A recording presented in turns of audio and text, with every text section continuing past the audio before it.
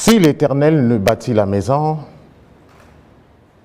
ceux qui la bâtissent travaillent en vain. Si l'Éternel ne garde la ville, celui qui la garde veille en vain. Psaume 127, le premier verset. Apôtre Richard Fila de Saint-Eudes, pasteur de l'église La Méode. La Méode, c'est la mission évangélique à l'œuvre de Dieu. Il est là ce matin pour qu'ensemble nous puissions décortiquer ce passage biblique. Quand je dis ensemble, c'est avec vous, tous ensemble, puisque vous pouvez participer à l'émission, chers téléspectateurs, en appelant au 06 706 32 32. 06 706 32 32. Apôtre, bonjour. Bonjour. Alors, chez vous aussi. Ce verset voudrait dire que tout ce que nous devons faire, nous devons associer l'Éternel. Tout à fait. Ok. Alors, quelles sont les conséquences de ceux qui ne font pas ça, de ceux qui ne s'associent pas avec l'Éternel? Quelles sont les conséquences qui peuvent subvenir? Bien évidemment, il n'y a pas d'avenir pour tous ceux qui bâtissent sans Dieu. Comme on le disait de Jésus, sinon Jésus lui-même le disait par ses apôtres, vous qui bâtissez, vous avez rejeté la pierre que l'Éternel a posée. Donc, dans la Bible, Dieu utilise souvent, comme il a dit dans Jérémie, soit pour bâtir, soit pour planter. Ce sont les deux verbes d'action divine. Quand il veut parler d'une nation, il bâtit ou il plante. Donc, ce sont des codes bibliques lorsqu'on veut travailler avec Dieu. Prenons l'illustration de bâtir.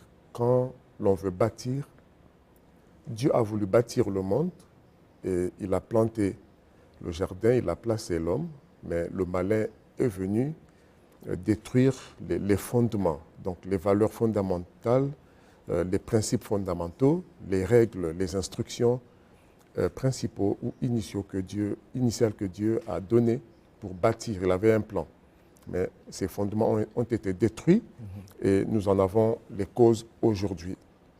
La perdition, la confusion, etc. Et quand Dieu veut rebâtir, il renvoie sa parole pour guérir. Il envoie Jésus. Il envoie Jésus pour refaire la fondation que le premier Adam avait détruite. Et Jésus est comme le second, il est le second Adam. Donc il est la deuxième fondation sur laquelle l'Éternel veut bâtir. Et ceux qui bâtissent, comme dit Acte 2, vous qui bâtissez, ceux qui bâtissent ont rejeté la pierre principale. Oui. Et ils bâtissent sur le sable. Le sable, c'est la poussière, c'est l'homme. C'est tout ce qui est ambition personnelle, convoitise des yeux et de la chair. Okay? Quand on met l'homme avant Dieu, c'est bâtir sur le sable. Donc, il faut tirer de la Bible la sagesse de Dieu si l'Éternel ne bâtit. Quand l'Éternel bâtit, il bâtit sur sa parole. Jésus est la parole de Dieu. Il est venu, il s'est fait chair, mais sa vie et ce qui sort de sa bouche et ce que dégage sa vie, Jésus est la parole de Dieu. L'Apocalypse le dit très bien comme Jean 1. Donc, aujourd'hui, je vais droit au but comme ça pour dire que autant pour les foyers, la famille, qui est la cellule de base, la société, les ambitions, les projets, en réalité, le meilleur fondement, c'est Jésus-Christ. Et s'il faut décoder un peu ces quelques passages, j'ajouterai Joël 3, versets 9 et 10. Je préfère le verset 10 qui est un peu plus doux. De vos joyaux forgés des épées, de vos lances, les serpes. Je pourrais expliquer, faute de temps, j'ajoute simplement ce passage.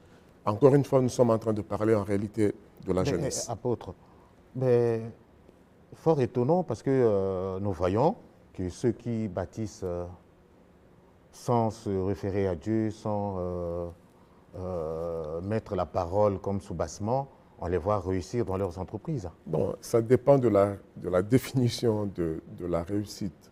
On peut réussir selon les hommes. on peut faire des choses, mais sans avoir la vraie paix intérieure. La Bible dit que c'est la bénédiction de l'Éternel qui enrichit et elle n'est suivie d'aucun chagrin. Des gens qui paraissent réussissent, mais ils n'ont pas de paix. C'est critique que la réussite, ils n'ont pas de tranquillité. La réussite des enfants de Dieu va jusqu'au-delà.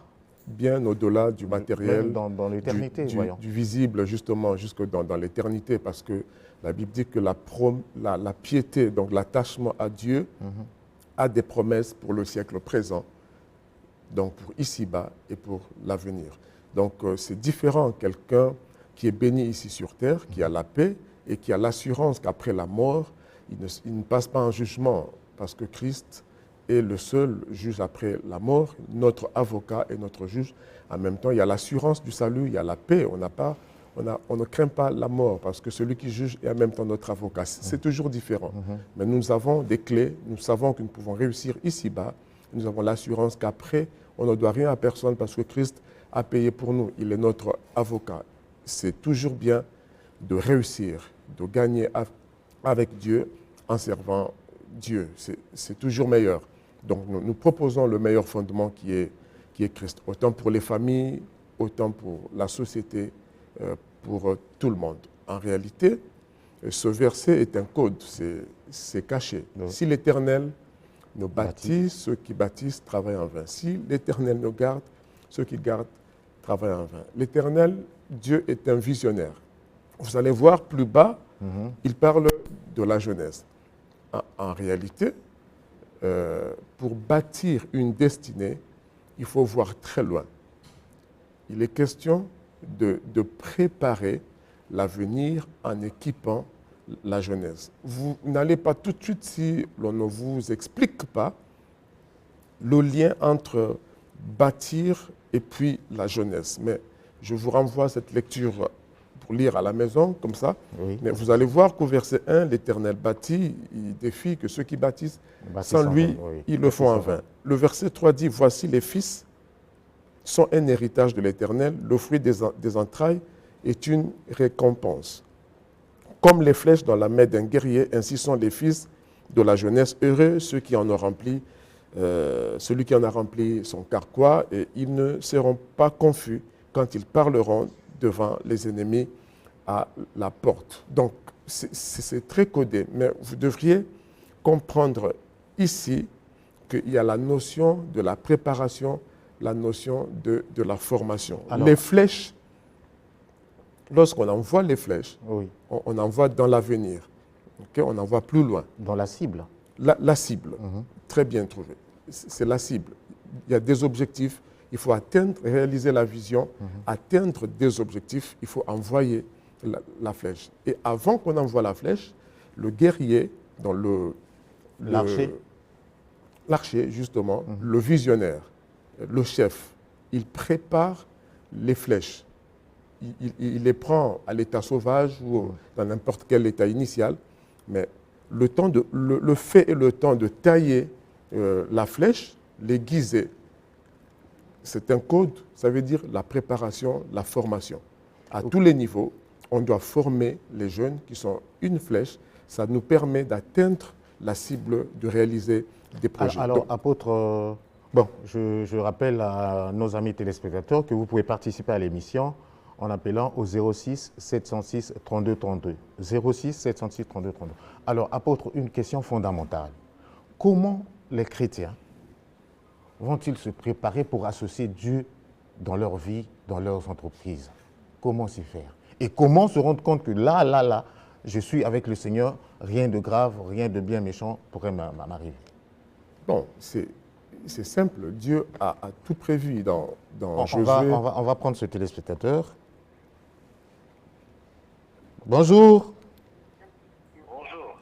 Vous êtes en direct de la télé. Oui, je suis en train de suivre l'émission, mais apparemment, le journaliste passe à une autre question au moment où l'autre ne répond pas à la question directe.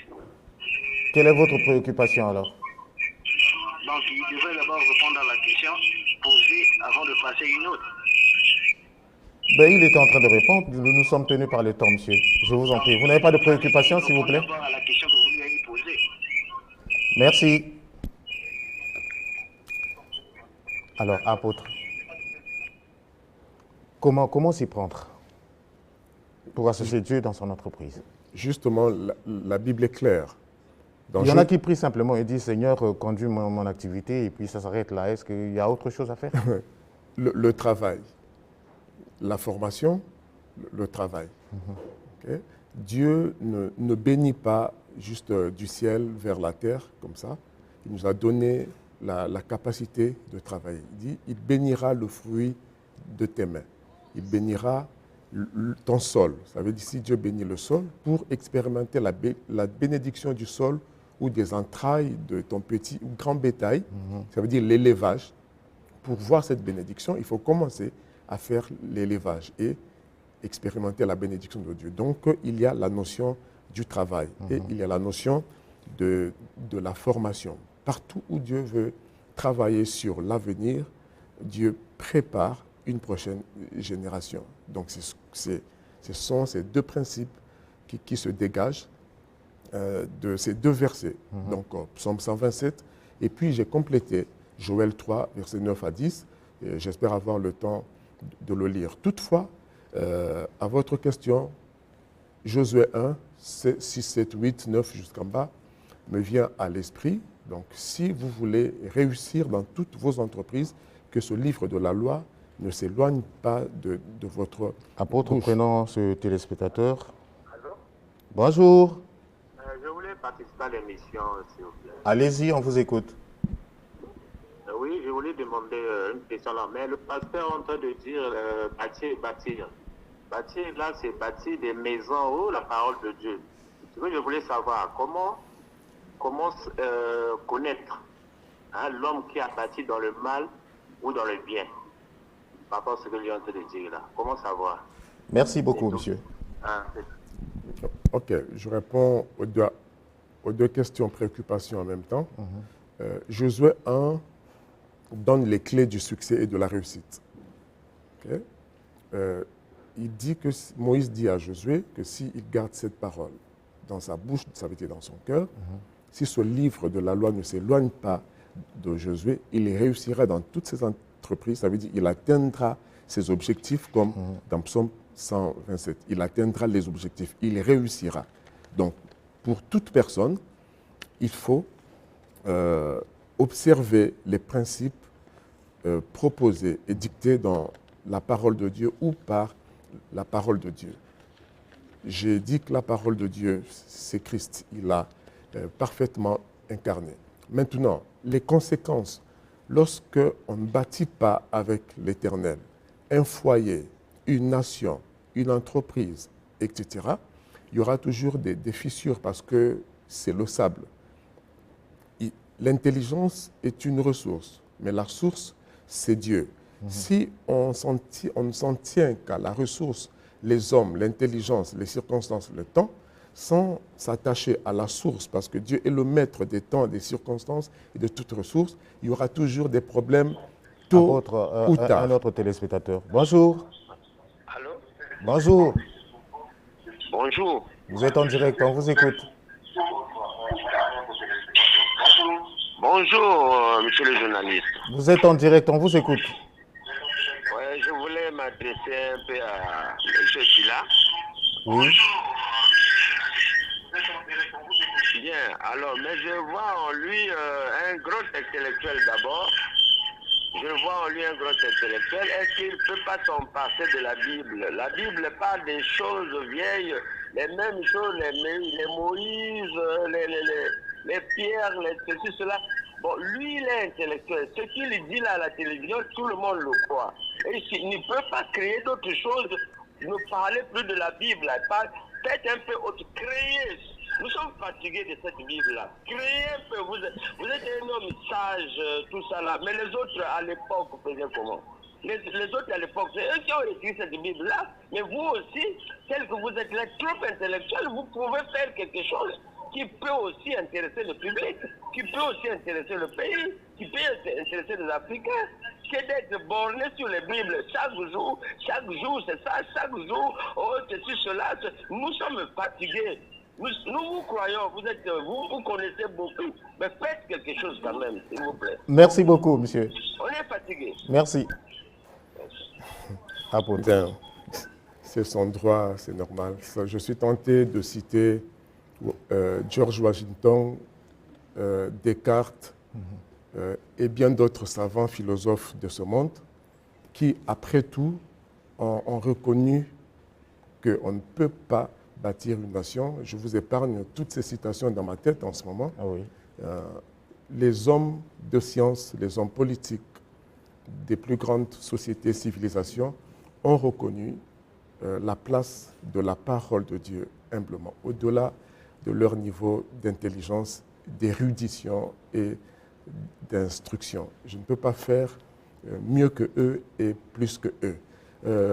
Dieu ou la parole de Dieu ne sont pas incompatibles bonjour. à l'intelligence ou à Vous êtes en l'intellectualité. direct de Télécongo. Vous êtes en direct, madame. J'aimerais poser une petite question à l'intervenant. Oui, bonjour. Bonjour. Il vous écoute, madame. J'ai une petite préoccupation là. J'étais un peu dehors, j'ai suivi sa première intervention. Il avait parlé, il a cité un verset là où il disait qu'il a tourné les yeux à l'Éternel et l'Éternel a rayonné son visage de joie et ainsi de suite. Je n'ai pas vraiment retenu le verset. J'aimerais s'il peut revenir sur ce verset là. C'était tellement bénissant. J'étais tellement béni par ce passage. Merci beaucoup, madame. Nous sommes au psaume 127 à partir du verset 1 pour répondre à sa préoccupation. Nous avons cité psaume 127, verset 1. Si l'Éternel ne bâtit, ceux qui bâtissent travaillent en vain. S'il ne garde, ceux qui le font, ils veillent en vain, ils gardent en vain. Parce que Dieu donne autant à ses bien-aimés, même pendant leur repos. Ça aussi, c'est un code. Et pour que Dieu bâtisse bien, Dieu voit bien avant, plus clair et avant tout le monde. Donc, il pense à l'avenir. Quand Dieu veut bâtir une nation forte, il prépare la jeunesse. Donc, vous comprenez que nous sommes dans l'ère du temps. Bon, apôtre, revenons-en un peu à la Bible.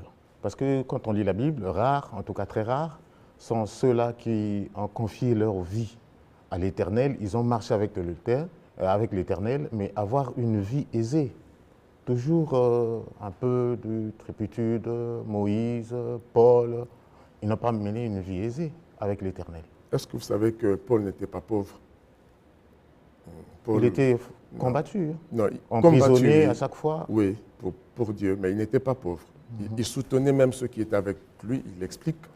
Il travaillait, même que parmi ceux qui le jugeaient, il y en a un qui espérait que Paul allait lui donner de l'argent, dit la Bible. Donc, la prospérité n'est pas incompatible avec les promesses de Dieu, la parole de Dieu, servir Dieu. Au contraire, Dieu rend prospère lorsqu'on obéit à ses principes.